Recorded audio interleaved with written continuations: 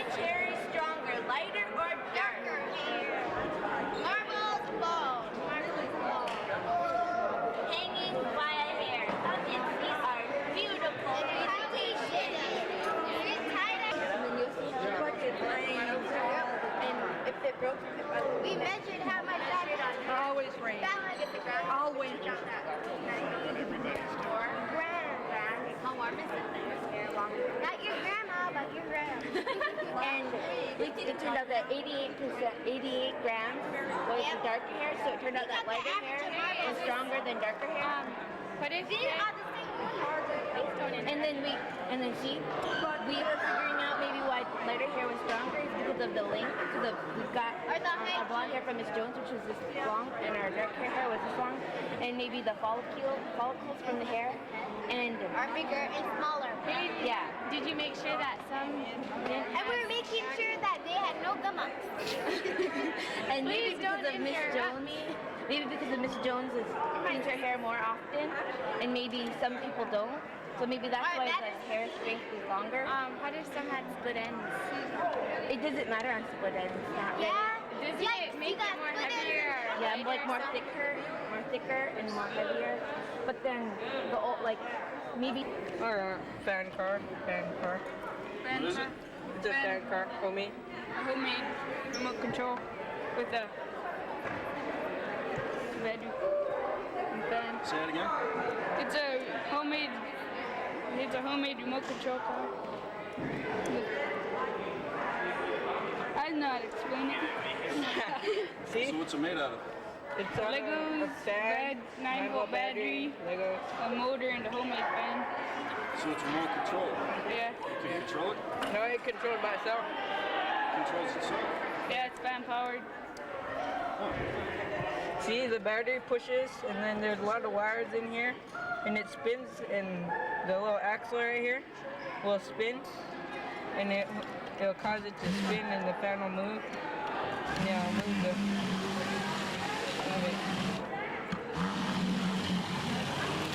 Whoa. That doesn't usually happen. But it needed to stay there. We already showed it long enough that the battery's on low.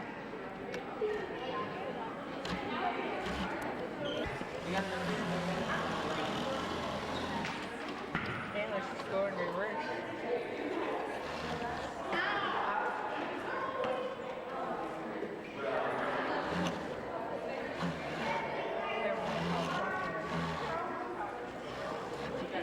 You can make it even.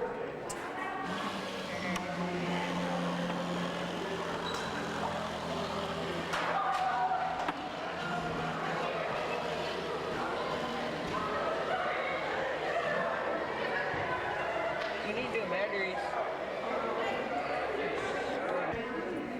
Form, so it would be good for the thing, so it would be for crystals to form. It would, it would need like for the crystals to form, it had to take time, and if it was fast, then the crystals would be messed up and. Did you stir everyone the same? I mean, were they all the... Yeah. We had to stir it until the water evaporated from the water, and then we set our beakers into 3 different temperatures: hot, under the lamp, in the fridge, and in the temperature. Did you measure the temperature? Did you have a temperature gauge during all of this? No? Okay. The reason you would have a cold, warm, and hot area, and that was just determined by the lamp or the room temperature or the fridge temperature. Okay. But you didn't have actually the temperature that they grew. Now the background information. crystals are made out of. Hey, why people want crystals? Were your conclusions the same as what you researched? Did you find out, did you guys, from your experiment and the way it came out, was it the same as what your research showed? Or expectations? Well, we did research about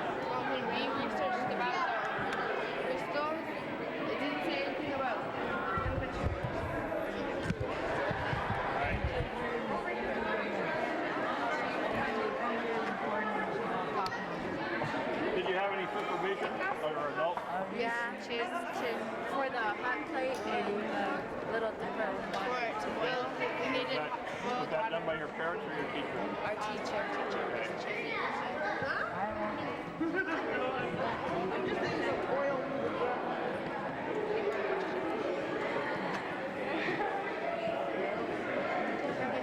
When you say invalid, you're because, could you explain that a little bit more?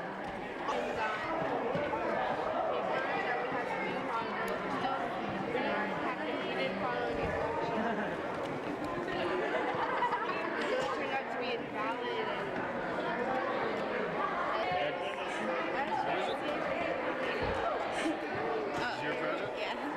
I was trying to see how exhaust affects how fast it leaves diamond plant, a bee plant, and I found out that it does affect it by 14%, and the air plants by 4%. So tell me about your experiment. I was trying to see how exhaust affects how fast a plant grows, or how fast it leaves diamond plant. So maybe pick up one of your plants and kind of explain some of that. Some of these leaves on the exhaust plant died, like at the bottom, and most of these are alive at the top from the exhaust plant. And it doesn't really show anything. What's the conclusions you've come to? 13% of the leaves on the exhaust plant died, and only 4% of the leaves on the air plants died. What do you think that means? I think that means that the exhaust kind of helps kill the plants when they die. What made you decide to do this experiment? People would always talk about how exhaust affects global warming, and I just wanted to kind of find out my own answers, and because I don't know, it makes me, so I know really how it affects it.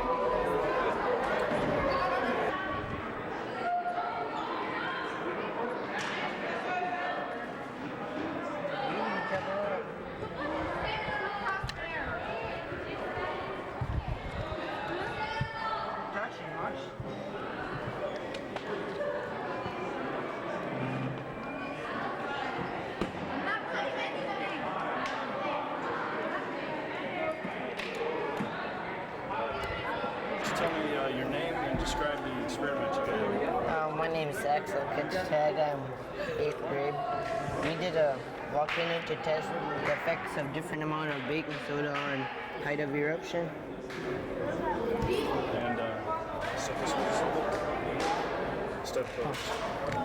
So tell me what happened when you blew it up. Yeah, when we blew it up, it would go over the top, and sometimes it would get a little messy. It would go over the thing, and we'd have to steer like a couple minutes after classes to clean it out. What about today when the judges were looking at it?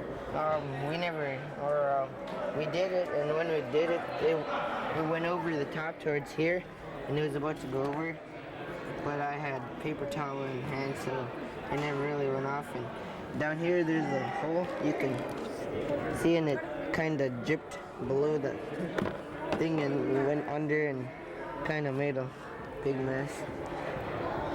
So what the judges think? I don't know, kind of messy. But it worked, right? Yeah. You happy with the way it worked? Yeah.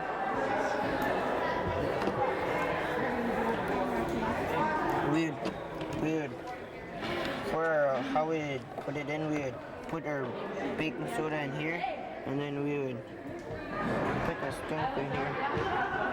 We would grab the string.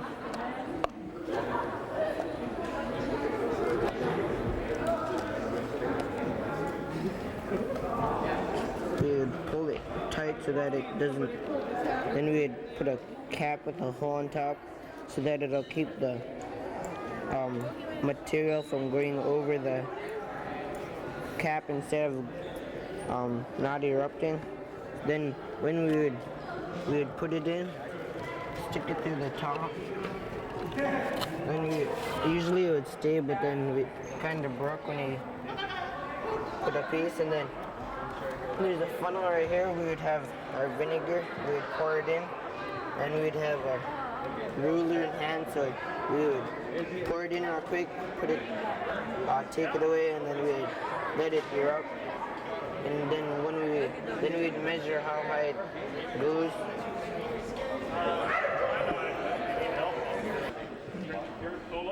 How does salt water affect global warming?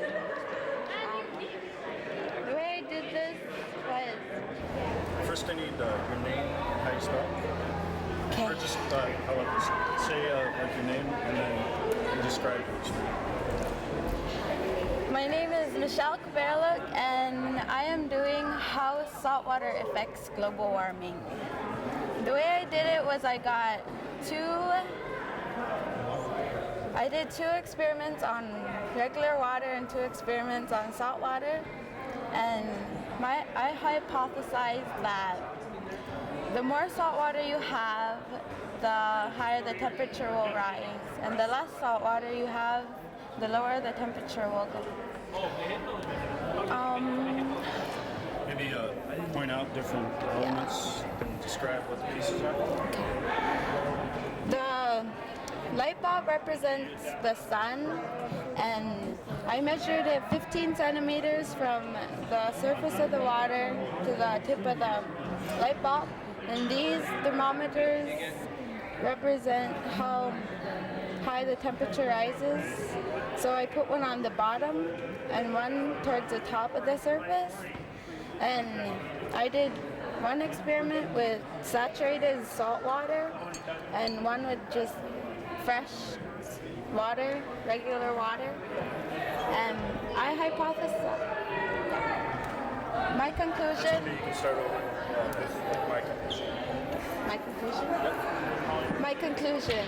My hypothesis for my experiment was not very clear. But as I looked over my data, it turned out that salt water affects global warming because it is a lot thicker and stores more light than fresh water. This proved my hypothesis to be right. My data shown is what really proves my hypothesis to be correct.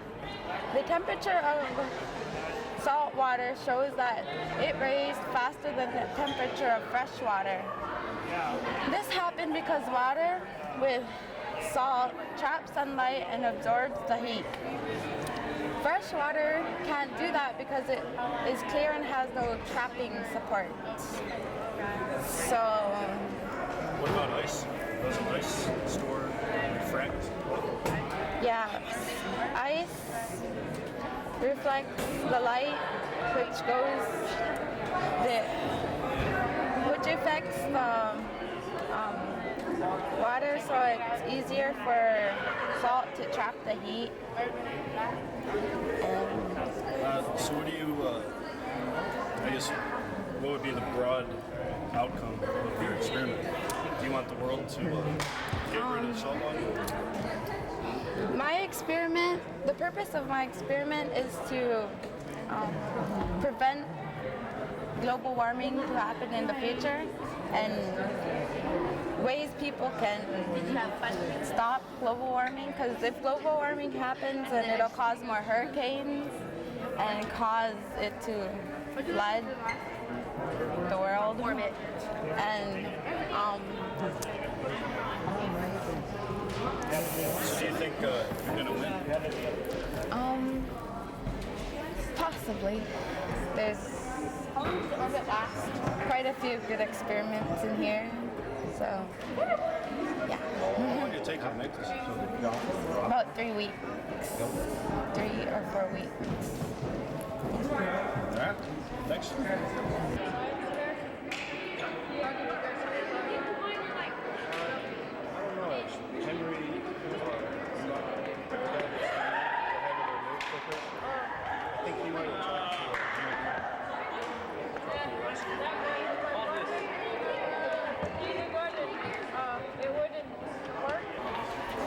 Just kind of tell me your name and what your project is. My name's Cameron Gray. I'm doing a potato gun, and bad experience that I had with the potato gun is I had it filled up with gas with the potato in the front. Okay, hold on. All right, go ahead. I had a potato in the front, and this thing wasn't sparking, so I took off the back cap, and I looked in there.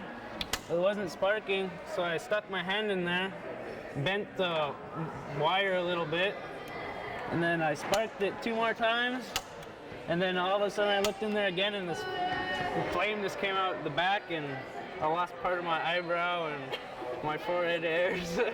And the potato that was, if I didn't have the potato in the front right here that was in the barrel, it would have probably went out the front and I wouldn't have got my face taken off. What did it feel like? It felt like my eyes were burning and my eyelashes were gone and all my friends were laughing at me. Yeah, it was working, and then after I fixed that, I decided to keep going with it, so I took it outside and we launched 82 feet. And so tell me,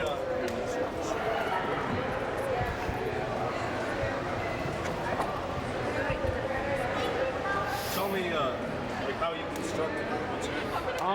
I built it out of 4-inch ABS, a 4-inch reducer to or 4-inch bell reducer to a 2-inch, a piece of 3-inch pipe, ABS, and then a sewer plug for the back, so I could clean it out and put gas in it, and a barbecue lighter. This is about the sewer plug?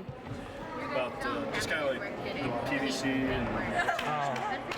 the ABS, 4-inch ABS, and the barbecue igniter just gives off a little spark, and the sewer plug was for put gas and clean it out just in case it wouldn't go out and explode.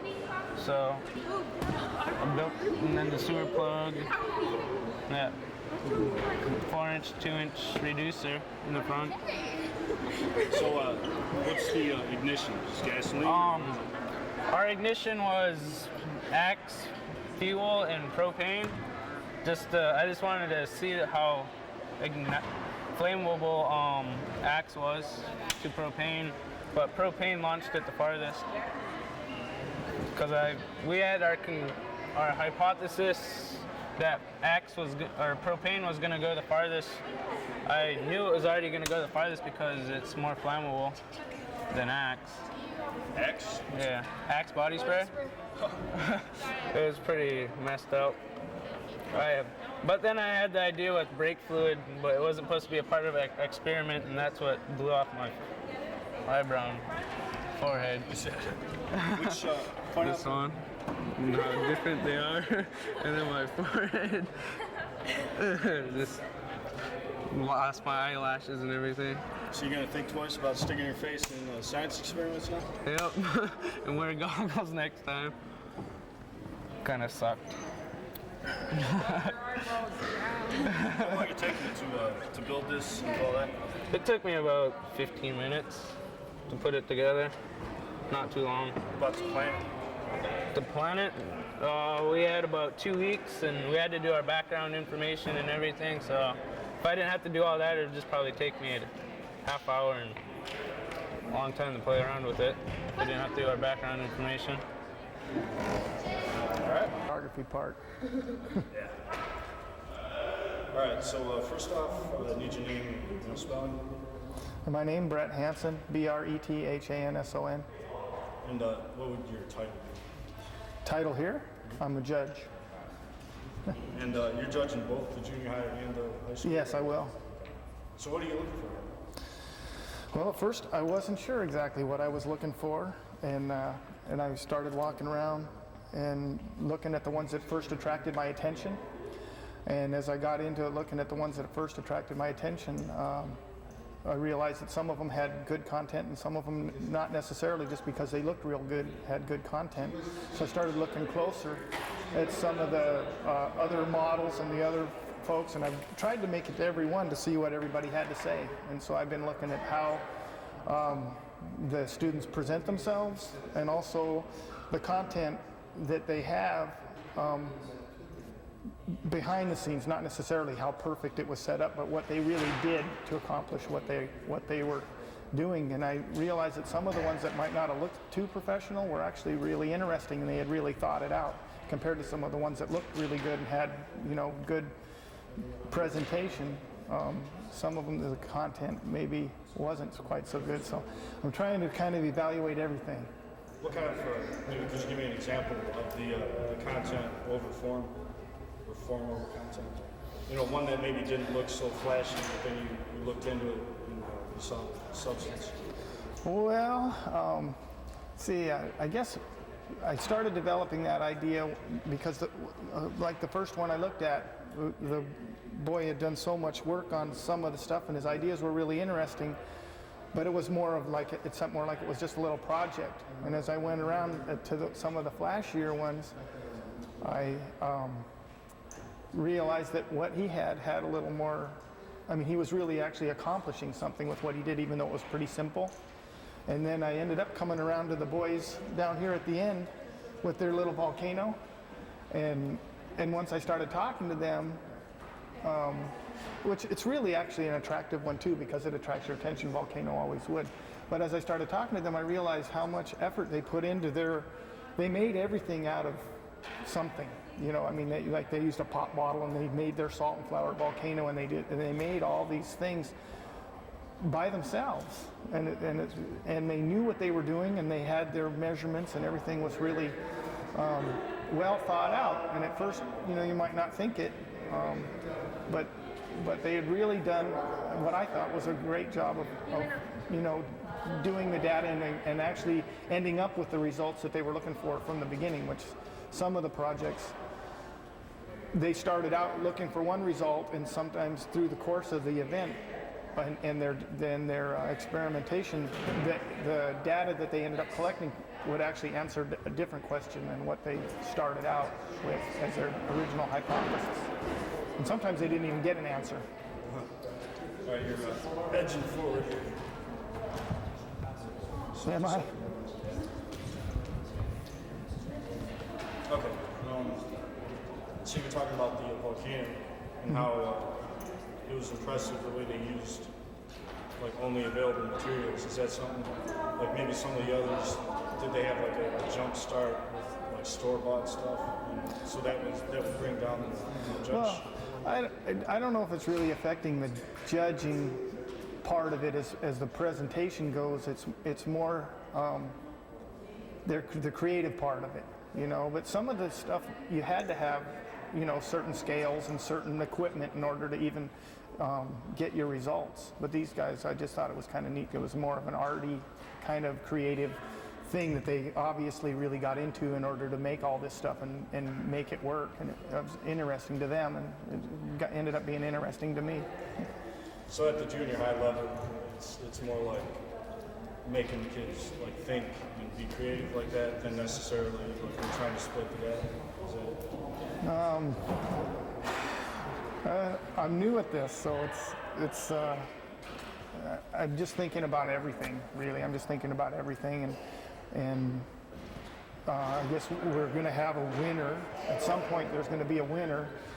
And so how do you they have a few different criteria here for us to think about, but how do you really base a winner? Do you want them to move on and win again, or have they really produced something that looks like it should win, or have they really done some thinking on their own? And so, I mean, it's hard for me to say because I'm too new at it, I guess. I'm just trying to think of everything, maybe overthinking. Okay, just like one more question.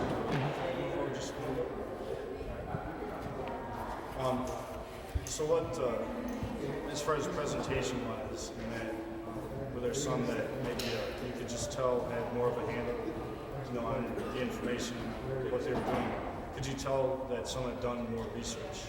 You know, yeah, that was pretty apparent, and also it had to do with the personality of the kids involved too. Some of them are really outgoing, so they have a real energetic presentation. Some of them are really quiet, but definitely some of them had researched more than others, and but what they chose as their project too, sometimes they needed more research than, some of it, like I said, was more of a hobby project, and some of it was really something that they had to do, so many different steps that they had to do a little more research.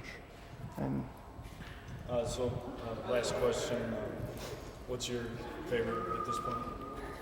You can say it. This isn't going to air until like 2 months from now. That's okay. I to tell you the truth, I haven't really decided which one is my favorite. You mentioned the volcano. I mentioned the volcano because the energy behind the boys that had done it, and the fact that they created everything and the way they created it, and they showed me how it worked and everything. That one sticks out in my mind, and that's why I mentioned the volcano one, because it stood out in the respect of what I was trying to explain about the different creativity involved and the interest that the students had in their project. And these boys obviously were really interested in what they were doing. Last thing is, maybe you can just kind of walk me through your checklist. Walk you through a checklist? This was explained to me earlier. We had a little meeting before we started judging, and there's a creative aspect of it, which would be high on the volcano because of what they were thinking and trying to accomplish. Then the scientific thought, which they run down a little thing here, but basically it boils down to, does it follow steps according to a scientific thought process where they come up with a hypothesis, they actually follow up on it, and they actually come to a conclusion using a scientific method. And then the thoroughness, of course, is if I'm sitting here looking at a project and I'm realizing that I have a question about information that's there and it's not explained right there on the card, they would have to be there. And I think that in my looking at them, I would like it to be pretty self-explanatory on their board without them necessarily having to be there, in case they happen to be away when somebody comes by, that they could get all the information right from their board. That would be my thoroughness. The skill level is something to where I think that's a little open for interpretation, but it does give you some ideas for it. But they, did they use projects that they made? Did they make them or use ready-made equipment? And so the skill involved in some of the things that were made or thought up or put together to get their results. That was a good one. The clarity, again, that comes back to the clarity of the presentation on the board. I thought that was pretty important, to where if someone came along and there was nobody there, could you really get what they were trying to do just from the information on the board. And then teamwork, that depended on whether they were individual or team. And there was only a few team players. Well, I guess it was about half and half. But then it was just how well they worked together. And like normally the teams that I talked to, one of them was definitely the one to do the presentation. And it's hard to see without being there for the whole process to see how much effort they put in together. So it's kind of hard to judge what the team effort was without both of them actually talking to you right there at the project. So. All right. Keep my batteries down. Yeah, I see a blinking light.